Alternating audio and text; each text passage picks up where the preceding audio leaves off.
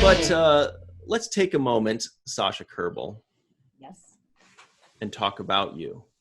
Oh, okay. I don't know Deal. if that's cool. Okay, good. What a relief. So you are an actress. You are also a podcaster. Let's talk very quickly about your acting first. How long have you been acting? Oof, for a long time. Um, uh, I'm bad at math, but let's just say, like, in short. So I started as an actress at a very young age, maybe at 15 or 14 or something. And I was in Russia, which, and I lived in Moscow, Russia, and which is a little bit far away. And at that time in Russia, you could not, it was difficult to be a child actor. Sometimes they would find children for films, but then children would go back to their normal life and would never look back. So it was just like one-time gig, and all of a sudden they're in a lead part or something, and then they go completely different direction. So it wasn't the thing. So it was very difficult. And also we didn't have classes. We just had colleges. So unless you're in college and studying acting, you cannot learn this profession. So it was a little bit difficult, but I used to have a private classes with a very famous theater director, and he taught me a lot of things. And so I tried to move in this direction, but then I got distracted very big. It was time to go to college, and I passed all the competitions. There are a lot of creative competitions and a lot of tests. So I passed almost all of that except for one last one. And then I didn't pass that one. So I was almost there and I wasn't. So I decided not to lose 1 year. And I went to a school of television and I was accepted right away. And I got invited to the television because I was like an A student. I got invited to the television and I was 17 years old at the time. And I started working in the news, and then I became known for that. And then I was given my own show, and then, but it seemed really boring to me because it was like a real adult job, and I wanted to be an actress, and I wanted to be young. And so I switched, and I went to. I wanted to be young. I wanted to be young. I didn't want to talk about politics, all these problems. It was too serious. And the last thing that broke the camel's back was when they sent me to the courthouse to report, make a big material about the divorce. And I didn't even know what the boyfriends look like. I didn't know anything about anything. And they sent me there, and it was so disgusting. There was a husband and wife, and they were fighting and accusing each other in something. And she was attacking the cameras, tell him or something. So I said, okay, guys, can you go on without me? So I burst into tears. I went back to my boss and I said, I am resigning. I can't. I just realized that I can't do it anymore. So I went on to work on the music radio, and I became a DJ and a host of lots of shows. And then from there, I was also invited to the music television to host talk shows and to host other shows and whatever. And so I got really distracted, and I made the whole career. So I was famous and everything. And then I was like, but I want to be an actress. But again, the problem in Russia was that everybody was like, okay, you're a host. You're not an actress. You cannot act. I was like, try me. And maybe I couldn't act at the time, but I said, try me. And they didn't want to, because they said, but we know that you can because you're a host. So I had to quit all of that. I changed my name. And I went back into college and went to, became a professional actress with a diploma summa cum laude. And I was accepted in theater. And it was, I won't tell you the year because then everybody will figure out how old I am. Let's what pretend year I'm was it? 24. Yeah, it was 2018. Okay, perfect. So decades later. So then I worked in theater and blah, blah, blah. And on TV in Russia. But then I wanted to go international. So I started searching for international castings. And that's how I came across independent film, where I got the supporting part and was invited to film here in the United States. And so I came here, and then we did this movie, and the producer said, we have a lot of future projects and we really want you to stay. And then I stayed here with my kid, and it was I came here a little bit more than 5 years ago. And so ever since I've been here in LA. So, and needless to say that most of the projects that were mentioned back then by those producers Of never. course. that was your first taste of LA life, is everything that it's about 10% of the things that are mentioned to you actually come to fruition. But here's the big question is, what's your ideal role as an actor? Whether it's just something you've always wanted to do, or whether it's something that you've never been able to portray, like maybe they always cast you as the wacky neighbor or the love interest and you've always wanted to be the killer.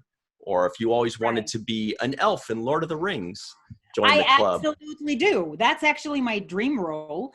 And I love fantasy. I love sci-fi. And I love like anything that, like Game of Thrones, that's sort of a show where I would fit, as I think, in a lot of parts. And I would love to play a lot of roles there. And I love sci-fi. I would love to be, because I really like it. That was the actually, you know, it has a special meaning to me. But anyway, on Star Trek, I would love to be on Star Trek. So Rico E. Anderson, when you're on Star Trek again, drag me in. Rico's not going to be on Star Trek again. What were you saying? No, I'm just kidding. Ryan has blacklisted him. Now, speaking of Rico E. Anderson, let's get to the meat of this interview. You have a brand new podcast with Rico and with one other person. I don't remember her name offhand. Can you tell us a bit about it? Yes. So this is the show called The Lightning Hour, and we're doing it with Rico E. Anderson and Rochelle Henry. All of us are actors. And so it was like when the quarantine just started. I mean, we were talking together and separately about, like, we need to do something like a podcast or something. And Rico and I were talking about that separately, and Rochelle and Rico were talking about that separately. And then, like, we all three of us were talking about that. And then the quarantine happened. And then Rochelle basically contacted us and she said, guys, why not now? We're in the lockdown. Gotta do it now. So yeah, we have If nothing. Not now, when? Yeah. And so we decided to do that. And we just wanted to, you know, to have fun, to basically, like, what do you call it? To stretch our hosting muscles and to invite people from the entertainment industry that we know and that we like and that could be, of course, interesting to our audience. So now we're finishing season 2. And it's very exciting. Guys, you will see in the description box the YouTube channel. So please subscribe, please give us a like, and please watch our shows. And leave comments. Yes, leave comments. So that's another project. And of course, you know, I'm first of all, I'm an actress, so I always love and prefer acting over anything else. Although, you know, with this show, there is like a double joy. First of all, that just to do that. And second of all, is that the three of us are working together, and it's always fun. We're hanging out together, and we're working together. So that's really cool.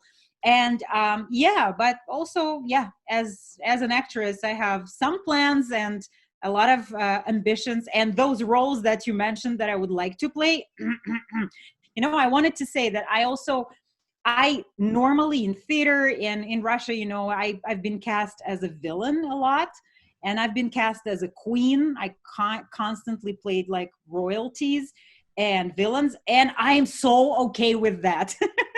I love it so much. So here, you know, what I'm thinking is that sometimes now it's a good time for it, because before, people look at you and they say, okay, you have this accent. So either completely get rid of the accent and blend in, which is, I mean, my accent is kind of a part of me, so I can get rid of it. And part of me doesn't want to get rid of it. So, I mean, you can turn it on and off, but still. And they say, well, you will be doomed to play the Russian roles. So only if there is a Russian in the movie, then you can audition for that. But if there is no Russian roles, like, how can you play just someone? And nowadays it's different. You can play whoever you want, right?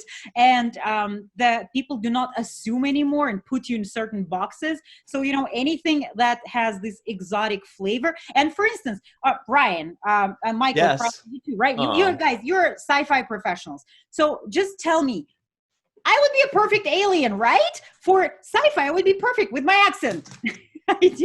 You'd right? play a mean Morn, let me tell you. I don't know what the heck is that, but I'm in.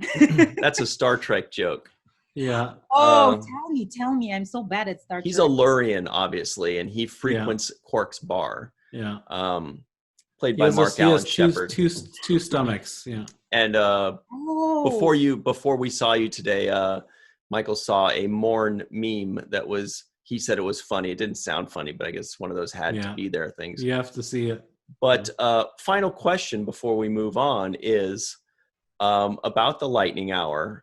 Yes. Was there something that you didn't expect about doing a podcast that kind of hit you? Was it you didn't realize how much fun it would be? Didn't realize how much work it would be? Was there a pleasant surprise, or was there a difficulty that you had to overcome?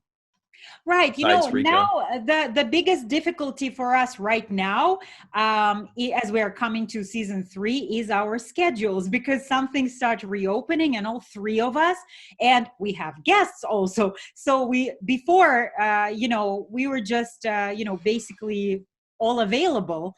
And even most of the guests were available, but now everybody's get busy. So the hardest part right now is to find those days when none of us is busy. So that's the challenging part. But what I didn't expect, it's fun, but it's a commitment. So sometimes it's a reminder, because, like acting job is sort of like a freelance, right? You are busy, and then you have a vacation for 2 months, and then you're busy.